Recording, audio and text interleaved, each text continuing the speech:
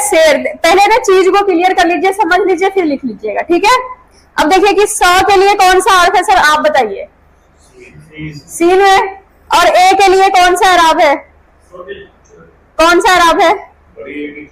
हाँ, बड़ी ए की छोटी शक्ल, यानी कि ये वाला, ठीक। और र के लिए कौन सा हर्फ है? रे है। अब तीनों को हम साथ में जोड़ेंगे, जुड़ जाएगा, ओके है, जुड़ेगा। सीन, पहले हम सीन का घर बना लेंगे। देखिए सीन के कितने घर होते हैं? एक दो ये वाला होता है इसका घर, और तीन ये होता है, इसको बोलते हैं सोसा उर्दू में, एक दो और तीन। और ये किसकी मात्रा है?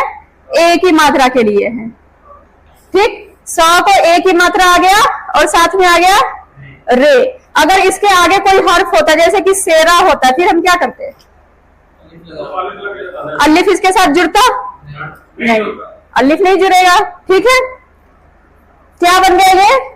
शेर।